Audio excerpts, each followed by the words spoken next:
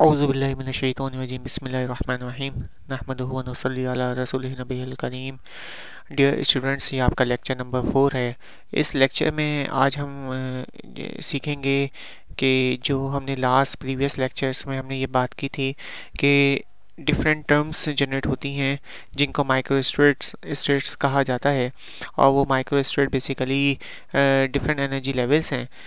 तो इसी तरीके से अब हम ये देखेंगे कि डिफरेंट इलेक्ट्रॉनिक कॉन्फ़िगरेशन के लिए हमारे पास कितनी माइक्रो स्टेट्स पॉसिबल हैं। इसके लिए हम प्रीवियस लेक्चर में हम फार्मूला भी स्टडी कर चुके हैं कि जिस फार्मूले से हम total number of micro states for the particular electronic configuration के लिए निकाली जा सकती हैं। वो फार्मूला हम प्रीवियस लेक्चर में स्टडी कर चुके हैं। इस लेक्चर में हम उस फार्मूले को उस फार्मूले के ज़रिए दोबारा से कैलकुलेट करना सीखेंगे कि how can we calculated the different micro states for the various electronic configuration systems। तो जिस तरीके से हमने ये बात की थी कि जो टर्म्स जनरेट होती हैं, तो बेसिकली टर्म्स माइक्रोस्टेट को डिनोट करने का तरीका है, और माइक्रोस्टेट्स जो डेवलप हो रही होती हैं वो बेसिकली इंटर इलेक्ट्रॉनिक रिपल्जन को खाते ख्वाह लाते हुए जो टर्म्स से मुख्तलिफ एनर्जी स्टेट सामने आ रही होती हैं उसे कहा जाता है माइक्रो स्टेट्स। तो लेक्चर जो शुरू हम करते हैं इस लेक्चर में बेसिकली हमने स्टडी किया था resultant orbital angular momentum quantum number. So resultant orbital angular momentum quantum number को रिप्रेजेंट किया जाता है कैपिटल एल वैल्यू से, और इसकी जो वैल्यूज़ को फाइंड आउट किया जाता है उसका फार्मूला बेसिकली ये है कि capital L is equal to modulus में small l1 plus small l2 that represent the orbital angular momentum quantum number for the one electron, and L2 is the orbital angular momentum quantum number for the second electron। दोनों जब interact कर रहे हैं तो उनका जो resultant orbital angular momentum है वो date can be found by this formula, that is L is equal to modulus L1 plus L2 comma L1 L2 second value उसकी होगी L1 plus L2 minus 1, third value इसी तरीके से फिर -1 again हो जाएगा, -2 हो जाएगा, फिर -3 एंड सो ऑन करते करते कि L1 माइनस L2 की वैल्यू फाइनल होगी। ठीक है, तो this is the range of the values which defines the resultant orbital angular momentum quantum numbers. इस सीरीज को बेसिकली कहा जाता है क्लैफ-जॉर्डन सीरीज।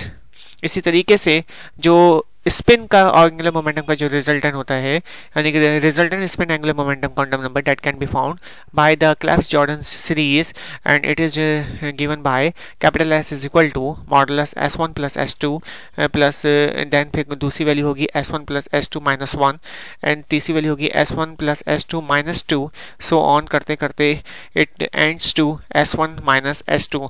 ये मॉडुलस में है, कीप इन माइंड कि ये भी मॉडुलस में दी हुई है और ये भी मॉडुलस में दी हुई है। Modulus basically remove the negative sign and it will become the positive term. अच्छा जी, इसी तरीके से अगर हमारे पास L और S दोनों जो है वो कपल करे तो उसे हम कहते हैं resultant total angular momentum quantum number, यानी दोनों का जो कपलिंग है उसे टोटल कपलिंग कहा जाता है ना, तो वो that is represented by the J। सो जैसे हमने लास्ट टाइम बात की थी कि वेरियस टाइप के क्वांटम नंबर हैं, वो टर्म्स को डिफाइन करते हैं SPDF, जिसमें J की टर्म नहीं आई थी, आपको याद होगा, क्योंकि J हमने कहा था कि एक दूसरा क्वांटम नंबर है। तो यहाँ पे हम ये स्टडी कर रहे हैं कि yes, J is basically the resultant total angular momentum quantum number, और J की वैल्यू डिफाइन की जाती है कि J is equal to modulus L plus capital S, यानी जो एंगुलर मोमेंटम क्वांटम नंबर और spin angular momentum quantum number है, यानी ऑर्बिटल एंगुलर मोमेंटम और स्पिन एंगुलर मोमेंटम का क्वांटम नंबर दोनों आपस में कपल कर रहे हैं, तो ये बनता है L प्लस S। सेकेंड जो वैल्यू इसकी फाइंड आउट होती है वो है L प्लस S माइनस 1, फिर इसी तरीके से L plus S minus 2 and so on, and it's end to L minus S। ठीक है, ये वैल्यूज कैसे कैलकुलेट की जा रही हैं, और इसको ये फर्दर जो है आपको समझ में आना शुरू होंगे जब हम वैल्यूज लेके और एक पार्टिकुलर इलेक्ट्रॉनिक कॉन्फ़िगरेशन के लिए हम ये वैल्यूज फाइंड आउट कर रहे होंगे in the coming slides in this lecture. Now first we are talking about the coupling of orbital angular momentum। इसमें जैसे हमने बात की कि क्लैफ-जॉर्डन series is represented by this formula. ठीक है, और इसको फाइंड आउट किया जाता है इस तरीके से कि अगर हम P2 इलेक्ट्रॉनिक कॉन्फ़िगरेशन की बात करते हैं, P2 इलेक्ट्रॉनिक कॉन्फ़िगरेशन मीन्स कि there are the two valence electron residing in the p orbital of any species. ठीक, तो उसमें दो इलेक्ट्रॉन क्योंकि हैं तो दोनों के एजीम्यूथल क्वांटम नंबर क्या होंगे, एक इलेक्ट्रॉन का एजीम्यूथल क्वांटम नंबर होगा L1 इज इक्वल टू 1, दूसरे इलेक्ट्रॉन का एजीम्यूथल क्वांटम नंबर होगा L2 is equal to 2, right. ठीक है, और अगर हम इसकी बात करेंगे resultant angular momentum orbital angular momentum quantum number that is represented by capital L, so now starts using this formula L1 plus L2 1 plus 1, ठीक है, is equal to 2, so L is equal to 2. The second value would be L plus 1 minus 1. So क्या होगा 1 plus 1, just put the value and get the answer. 1 plus 1 is equal to 2, 2 minus 1 is equal to 1. So that is equal to 1. ठीक है, इसी तरीके से हम अगली minus करें तो 1 plus 1 is equal to 2 and 2 minus 2 is equal to 0. तो वो वैल्यू ये 0 बन जाएगी। और अगर हम इसको भी लें क्योंकि वो मैक्सिमम रीच हो चुकी है ना, यानी L1 plus L2 is equal to 2 और माइनस 2, तो जितना ये यहाँ 2 है उतनी ही टोटल L1 प्लस L2 की वैल्यू है 2। ठीक है, अच्छा अब आप इसमें देखें last term L1 minus L2 यानी कि 1 माइनस 1 इज इक्वल टू 0, उसका आंसर भी 0 आएगा। इसका मतलब हम यहाँ पे फार्मूला रोक देंगे, तो the total value of L is equal to 0 1 2, यानी कि ये सीरीज का मतलब ये है कि आपके पास L1 प्लस L2 की टोटल वैल्यू इस न्यूमेरिकल के इस जो डिजिट है इसके बराबर हो जाए तो आप वहाँ पे आके फार्मूला रोक देंगे। यानी कि L1 प्लस L2 हमारा था 2 और माइनस 2 का फॉर्मूला हमने यूज़ किया, तो हम अब माइनस 3 वाले पे की टर्म को फाइंड आउट नहीं करेंगे, यानी L1 प्लस L2 माइनस 3 पे हम नहीं जाएंगे क्योंकि आंसर पे कुछ और आना शुरू होगा, माइनस 1 आ जाएगा, है ना, माइनस में चला जाएगा। चलो वो माइनस तो पॉजिटिव हो गया लेकिन वो वैल्यू फिर 2 आ जाएगी, तो उसका मतलब है कि वैल्यूज तो रिपीट होती चली जाएंगी 2 1 0, तो हमारे पास जो वैल्यूज आई वो आई 2 1 0। ठीक है, इसी तरीके से अब हम मालूम करेंगे कि terms which is defined by the resultant orbital angular momentum quantum number. So if L is equal to 0 the term would be S, if L is equal to 1 the term would be P, if L is equal to 2 the term would be D.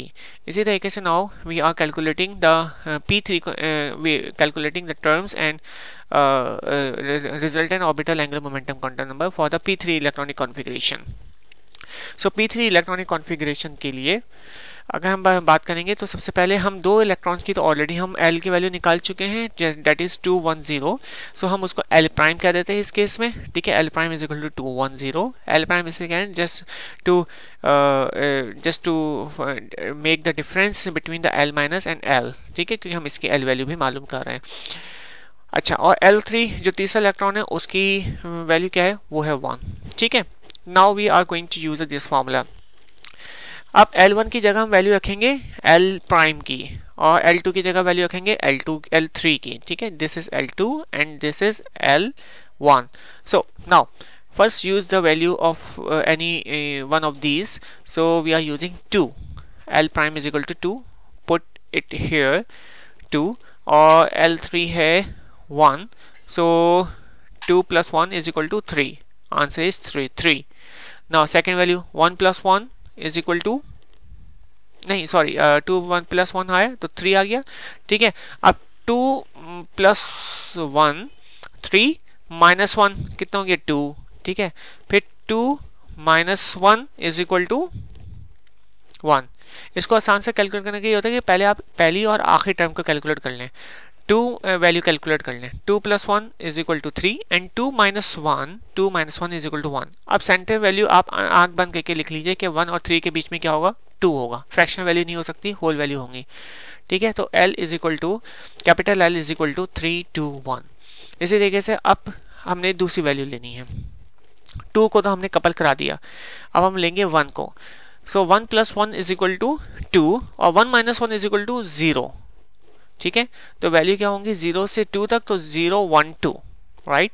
इसी तरीके से अब तीसरी आ जाएगी, अब 0 और 1 की couple करते हैं, तो 0 plus 1 1 एंड 0 minus 1 1, तो दोनों केस में 1 ही आएगा, तो L इज इक्वल टू 1। अब हमारे पास टोटल कितने resultant orbital angular momentum quantum number आए 1 2 3 4 5 6 7।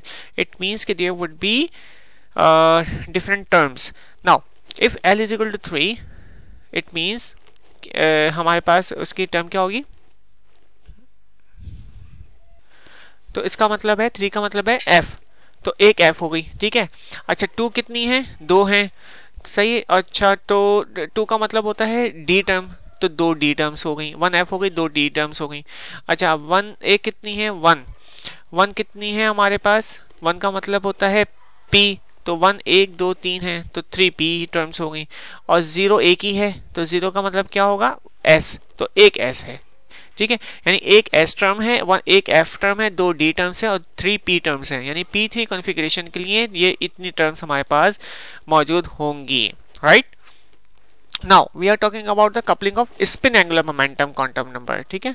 इसमें अगर हम क्लैप्स जॉर्डन सीरीज की बात करें तो हम ऑलरेडी देख चुके हैं कि this is a Clebsch Gordan series, and for the p2 and d2 electronic configuration both will have the same spin, that s1 एक इलेक्ट्रॉन के लिए इज इक्वल टू हाफ और s2 is equal to half, क्योंकि d2 में भी 2 electron है, p2 में भी 2 इलेक्ट्रॉन है, और इसमें इन दोनों का हम प्लस हाफ यानी प्लस हाफ प्लस हाफ करेंगे, हाफ प्लस हाफ, तो that is become is equal to 1, और दोनों को माइनस करेंगे तो क्या वैल्यू आ जाएगी 0, ठीक है। तो टोटल स्पिन s के टोटल कैपिटल S की वैल्यू क्या आई 1,0, ठीक है 1,0।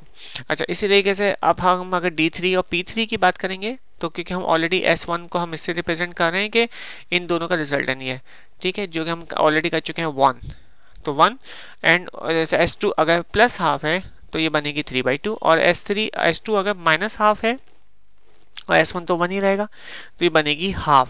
इसी तरीके से अब आ जाए S1 हमारे पास 0 हो और S2 हाफ हो प्लस हाफ, तो कैपिटल S बनेगी प्लस हाफ, और अगर हमारे पास S1 हाफ 0 ही हो और S2 माइनस हाफ हो तो कैपिटल S बनेगी half. It means in short कि we would have 2 spin, 3/2 and 1/2 only, ठीक है, क्योंकि ये तीनों सेम ही है, तो 3/2 और 1/2 हमारे पास दो रिजल्टेंट स्पिन और एंगुलर मोमेंटम क्वांटम नंबर सामने आएंगे, right. Now we are talking about कि अगर दोनों ऑर्बिटल मोमेंटम एंगुलर मोमेंटम यानी ऑर्बिटल और स्पिन एंगुलर मोमेंटम कपल करें तो उसे कहा जाता है रसल साउंडर कपलिंग या LS कपलिंग या orbital spin angular momentum coupling, ठीक है। इसमें हमारे पास जो क्लैप्स जॉर्डन सीरीज है उसका फॉर्मूला ये होगा, ये बात हम देख चुके हैं प्रीवियस स्लाइड में, और उसको कैलकुलेट करने का तरीका ये होगा कि for the P2 electronic configuration we have already calculated the orbital angular momentum quantum number that is L is equal to 210, और स्पिन एंगुलर मोमेंटम हम भी कैलकुलेट कर चुके हैं दैट इज 10, ये प्रीवियस स्लाइड में आप जाके देख सकते हैं, ये हम कैलकुलेट करके मालूम कर चुके हैं। अब हम इसको कपल करेंगे तो एक एक वैल्यू को लिया जाएगा, 2 के साथ 1, फिर 2 के साथ 0, फिर 1 के साथ 1, फिर 1 के साथ 0, फिर 0 के साथ 1, 0 के साथ 0, इन सब को एक एक वैल्यू लेकर कपल किया जाएगा। कपल करने का मतलब अकॉर्डिंग टू दिस सीरीज इनको कपलिंग किया जाएगा, यानी टोटल वैल्यू J की वैल्यू फाइंड आउट की जाएगी, ठीक है। तो करके देखें, लेट्स स्टार्ट कि 2 + 1 इज इक्वल टू कितना हो गया 3, और 2 - 1 कितना हो गया 1, तो 3 और 1, ठीक है। तो अब इसकी सेंटर की वैल्यू क्या होगी 2, तो 1 3 2, ये J की वैल्यू आ गई। अब आप दूसरी आ जाइए वैल्यू 2 0 को ले लीजिए, तो J की वैल्यू 2 आई, ये कैलकुलेट करके आप खुद देखिए, 1 + 1 करें, ठीक है, J की वैल्यू ये आई, 1 + 0 करें, J की वैल्यू ये आई, 0 + 1 करें, J की वैल्यू ये आई, 0 0 करें तो J की वैल्यू आई। तो डिफरेंट कॉम्बिनेशन पे हमारे पास डिफरेंट J की वैल्यू सामने आ गई। नाउ इसको हम रिप्रेजेंट कैसे करेंगे 3 to 1, तो जैसे अगर हम इसमें देखें कि L की वैल्यू क्या है 2, अगर 2 होगा तो टर्म क्या होती है D, ठीक है, और अगर S है, S क्या है 1, तो टर्म को डिफाइन करते हैं, ये हम प्रीवियस लेक्चर में ये डिफाइन कर चुके हैं कि it is defined by the 2s + 1 यानी स्पिन मल्टीप्लिसिटी, फिर x यानी कि टर्म आती है, और फिर नीचे लिखा होता है J यानी कि रसल साउंडर कपलिंग। तो इसी तरीके से हम ये रिप्रेजेंट करने का तरीका होता है टर्म को। तो यहाँ पे 2 L का मतलब 2 है तो 2 का मतलब है D, ठीक है ना, ठीक है जनाब। तो यहाँ टर्म आ गई D। अब टर्म के ऊपर जो सबस्क्रिप्ट में होता है वह सुपरस्क्रिप्ट में होता है, वहाँ पे लिखी होती है 2s + 1 यानी that is represented the spin multiplicity. तो s की वैल्यू क्या है 1, तो 2s + 1 हम कैसे कैलकुलेट करेंगे, 2 × 1 = 2 एंड +1 = 3, तो स्पिन मल्टीप्लिसिटी इज 3, ठीक है। नाउ और नीचे लिखी होती है आपके सबस्क्रिप्ट में J की वैल्यू, तो J की वैल्यू क्या है यहाँ पे 3, तो 3 आ गई। अब J की वैल्यू 3 है तो इसका मतलब है triplet D3, triplet D2 and triplet D1, her J की वैल्यू के लिए 3 टर्म्स बन रही हैं, ठीक है भाई। इसी तरीके से यहाँ पे अगर आप देखिए तो टर्म बन रही है सिंगलेट D1, सिंगलेट D2। इसी तरीके से यहाँ देखिए तो triplet P2, triplet P1, triplet P0, पे यहाँ देखिए टिपलेट S1, यहाँ देखें सिंगलेट P1, यहाँ देखें सिंगलेट S0।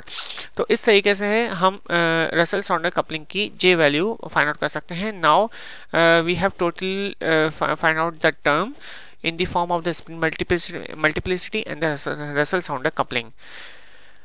So ये बात हम जैसे कि प्रीवियस लेक्चर में भी कर चुके हैं कि जब हमारे पास डिफरेंट टर्म्स मौजूद हैं तो डिफरेंट टर्म्स में हमारे पास कुछ अलाउड होती हैं, कुछ फॉरबिडन होती हैं, यानी हर ट्रांजिशन अलाउड नहीं होती और हर ट्रांजिशन फॉरबिडन नहीं होती। कहने का मतलब ये है कि जो हमारे पास टर्म्स फाइंड आउट हुई हैं उन टर्म्स में हम जे की वैल्यू को हटा के हम जो सिंगल पॉसिबल टर्म्स है वो लिख लेंगे। जैसे इस प्रीवियस स्लाइड में आप गौर करें कि जे की वैल्यू 3 होने की वजह से 3 टर्म सामने आई, लेकिन बेसिकली ये टर्म तो एक ही है ना, टिपलेट डी है ना। और इसी तरीके से ये सिंगलेट डी, तो डी की 2 ही टर्म्स हैं, triplet D and singlet D. तो हमने इसमें इस तरीके से लिख लिया कि singlet D and triplet D, इसका triplet P, singlet P, triplet S and singlet S. हमारे पास टोटल 6 टर्म्स हैं। इन 6 टर्म्स में कुछ अलाउड होंगी according to Pauli exclusion principle and कुछ फॉरबिडन होंगी according to Pauli exclusion principle. Pauli exclusion principle define के जो p ऑर्बिटल्स में या d ऑर्बिटल्स में तमाम इलेक्ट्रॉन्स का जो 3 क्वांटम नंबर है वो सेम होंगे, लेकिन चौथा क्वांटम नंबर डिफरेंट होगा, that is a spin quantum number. So singlet d की अगर हम बात करते हैं तो सिंगलेट d में हम L और कैपिटल S की वैल्यू क्या होंगी, ये बात या तो हम प्रीवियस स्लाइड से यहाँ पे देख सकते हैं कि सिंगलेट ये d में L की वैल्यू 2 है, S की वैल्यू 0 थी, ठीक है। तो या हम यहाँ से कैलकुलेट भी कर सकते हैं कि D का मतलब कैपिटल L की वैल्यू 2। अच्छा, ये कैपिटल हम क्यों यूज़ कर रहे हैं, क्योंकि अब हम माइक्रोस्ट्रेट्स और टर्म्स की बात कर रहे हैं और यहाँ पे ये L जो है ये ऑर्बिटल एंगुलर मोमेंटम है, ये एजिमुथल क्वांटम नंबर नहीं है, और capital S spin quantum number नहीं बल्कि resultant spin orbital angular momentum quantum number है, और D जो है वो D ऑर्बिटल नहीं बल्कि टर्म है, ठीक है। तो D अगर होगा तो L की वैल्यू 0 होती है और स्पिन मल्टीप्लिसिटी यहीं से यहाँ वो is equal to 1। So 2s + 1 is equal to 1। Calculate for s, 1 - 1 1 को इधर ले जाएं, 1 - 1 इज इक्वल टू 0 और s इज इक्वल टू 1/2, ठीक है जी। तो अच्छा नहीं तो कुछ गलती हो गई, 2s + 1, तो 1 - 1 इज इक्वल टू 0 और 0 divided by 2 is equal to 0, तो s इज इक्वल टू 0, ठीक है। इट मीन्स कि हमारे पास ये p ऑर्बिटल की थी ना, p2 इलेक्ट्रॉनिक कॉन्फ़िगरेशन की टर्म्स आ रही थी, आपको याद होगा हमने कैलकुलेट किया था p2 इलेक्ट्रॉनिक कॉन्फ़िगरेशन के लिए ये 6 टर्म्स आई थी। तो p2 का मतलब है p ऑर्बिटल, ठीक है। 3 ऑर्बिटल होते हैं, बॉक्स डायग्राम हम यहाँ पे इसे शो कर रहे हैं, ऑर्बिटल बॉक्स डायग्राम कहलाती है। तो पहला ऑर्बिटल p + 1, दूसरा 0 और तीसरा -1। दोनों ऑर्बिटल यहाँ फिल करें, +1 में मतलब हमारे पास कितने हैं, L = की वैल्यू है 2, L की वैल्यू 2। अब हमने इस तरह से इलेक्ट्रॉन फिल करने हैं कि इलेक्ट्रॉन की टोटल L की वैल्यू 2 रहे और S की वैल्यू 0 रहे। ये कैसे हो सकता है, S की वैल्यू 0 तब हो सकती है कि जब एक इलेक्ट्रॉन की स्पिन हाफ हो और दूसरा इलेक्ट्रॉन की स्पिन -½ हो, तो S की वैल्यू 0 होगी। इट मीन्स के इलेक्ट्रॉन जो है पेयर्ड होंगे, ठीक है, इस तरीके से पेयर्ड होंगे। अच्छा, दूसरी बात L की वैल्यू 2 कब हो सकती है कि जब हम इलेक्ट्रॉन को यहाँ फिल करें या यहाँ फिल करें। कीप इन माइंड के इट इज इन मॉडुलस। तो इसका अगर यहाँ फिल करेंगे तो पहले इलेक्ट्रॉन की वैल्यू 1 +1, दूसरे के भी +1, दोनों का ऐड करेंगे तो 2 आएगा, और अगर हम यहाँ फिल करेंगे तो दोनों माइनस में है, ठीक है। -1 एंड -1 दोनों की वैल्यू आ गई -2, क्योंकि मॉडुलस में तो L की वैल्यू 2 आएगी। तो या तो इलेक्ट्रॉन यहाँ फिल हो सकते हैं या यहाँ फिल हो सकते हैं, क्योंकि ये पॉली एक्सक्लूजन प्रिंसिपल को अबाइड कर रहा है, यानी कि उसको फॉलो कर रहा है, that is therefore this term is allowed, ठीक है। इसी तरीके से D3 में टिपलेट D में अगर हम फाइंड आउट करें तो L की वैल्यू 2 है, S की वैल्यू 1 है। S की वैल्यू 1 कब आएगी, जब दोनों एक जो है वो पैरेलल हो, या यानी दोनों क्लॉकवाइज हो या दोनों एंटी क्लॉकवाइज हो, ये दोनों पॉसिबिलिटी हैं। और L की वैल्यू हमारे पास 2 है, तो 2 का मतलब है कि या तो वो इस ऑर्बिटल में होंगे या वो इस ऑर्बिटल में होंगे। अच्छा, क्योंकि ये पॉली एक्सक्लूजन प्रिंसिपल को फॉलो नहीं कर रहा, ये इसीलिए ये टर्म बेसिकली फॉरबिडन टर्म है। इसी तरीके से टिपलेट P की बात करें तो ये कॉन्फ़िगरेशन हमारे सामने आएगी, ये भी अलाउड है। और टिपलेट सिंगलेट P की बात करें तो ये पॉसिबिलिटी है, ये फॉरबिडन है। क्यों? अकॉर्डिंग टू हर्ट्ज रूल जब आप डिफरेंट ऑर्बिटल्स में, डिफरेंट पी ऑर्बिटल्स में इलेक्ट्रॉन को फिल करेंगे तो उनके स्पिन सेम होगी ना। तो यहाँ पे स्पिन हाफ है तो यहाँ पे माइनस हाफ कैसे हो गए भाई, ये फॉरबिडन हो गया। ठीक है, यहाँ पे ये दोनों हाफ हाफ थी तो ये अलाउड था। ठीक है, अच्छा जी, अब अगर हम ट्रिपलेट एस की बात करें तो यहाँ पे ट्रिपलेट एस में स्पिन S1 है और वो कभी आ सकती है जब दोनों पैरेलल हो। ठीक है, और एल की वैल्यू 0 है तो दोनों सेंटर वाले ऑर्बिटल में फिलअप होंगे। ये भी फॉरबिडन है क्योंकि ऐसा हो नहीं सकता कि दोनों इलेक्ट्रॉन जो है पॉली एक्सक्लूजन प्रिंसिपल के मुताबिक दोनों का स्पिन क्वांटम नंबर सेम हो। सिंगलेट S1 की बात करें तो यहाँ पे ये फुलफिल हो गया कि पॉली एक्सक्लूजन प्रिंसिपल जो है वो ओबे कर रहा है, लिहाजा ये टर्म अलाउड हो गई। अब नोट करें कि यहाँ 3 टर्म्स अलाउड हैं, कौन कौन सी, ट्रिपलेट सिंगलेट D और ट्रिपलेट P और सिंगलेट S, और बाकी जो 3 टर्म्स हैं वो फॉरबिडन है। तो इसका मतलब है कि P2 इलेक्ट्रॉनिक कॉन्फ़िगरेशन के लिए we would have 3 allowed terms, singlet D, triplet P and singlet S। ठीक, सो हमारे पास ये 3 है। अच्छा, अब हम सिंगलेट D की बात करें तो हमने बात की थी, तो सिंगलेट D की अब हम बात करें तो ये इस स्लाइड में देखिए कि सिंगलेट D की कितनी टर्म्स थी, जब J वैल्यू को भी इंक्लूड करेंगे सिंगलेट D 2 है ओनली। और ट्रिपलेट P, तो ट्रिपलेट P कहाँ है जनाब, ये रहा ट्रिपलेट P। ट्रिपलेट P में कितने हैं, triplet P2, triplet P1 and triplet P0। और सिंगलेट S की बात की तो सिंगलेट S कितने हैं, सिंगलेट S नॉट। ठीक है ना, तो यहाँ पे आ जाइए वापस, यहाँ पे आप देखिए कि सिंगलेट D की बात की जब रसल सॉर्डर कपलिंग के लिए को भी शुमार किया गया तो हमारे पास ये आया सिंगलेट D1 2। ठीक है, और ट्रिपलेट P में 3 आ गए, triplet P2, triplet P1, triplet P not, और सिंगलेट S की बात करें तो सिंगलेट S नॉट। ठीक है, अब इसमें टोटल ये जो टर्म्स है ना, इसमें ये टर्म्स वो टोटल जो है माइक्रोस्ट्रेट्स, उनमें से ये टर्म्स बेसिकली हमारे सामने आई ना, वो माइक्रोस्ट्रेट्स हैं कितनी ये देख लेते हैं। वो बेसिकली 15 माइक्रोस्ट्रेट्स हैं। कैसे भाई, कि सिंगलेट S नॉट की 1 माइक्रोस्ट्रेट है, सिंगलेट D2 की 5 माइक्रोस्टेट्स हैं, और इनकी कितनी है, 5 इसकी हैं ट्रिपलेट P2 की, 3 माइक्रोस्टेट जो है वो ट्रिपलेट P1 की हैं, और 1 माइक्रोस्टेट ट्रिपलेट P नॉट की हैं। टोटल माइक्रोस्टेट्स कितनी हो गई, 9 माइक्रोस्टेट्स हो गए। ये कैसे कैलकुलेट हुआ, ये कैलकुलेट होता है 2J+1 के फॉर्मूले से। तो यहाँ J की वैल्यू क्या है 2, तो 2 2 ज़ा 4 एंड +1 5, तो 5 microstate would be here for that singlet D2। ठीक है, ट्रिपलेट P की बात करें हम तो हमारे पास होंगी, ट्रिपलेट P2 की बात करें तो 2 2 ज़ा 4 +1 5 माइक्रोस्टेट। इधर है J की वैल्यू 1, 2 1 ज़ा 2 +1 3 माइक्रोस्टेट्स। इधर है नॉट 2 0 0 +1 यानी 1 माइक्रोस्टेट्स। 5 3 8 +1 8 और +1 9 माइक्रोस्टेट्स। अच्छा, इसी के 5 + 9 कितनी हो गई 14 and +1 15 microstate will be their.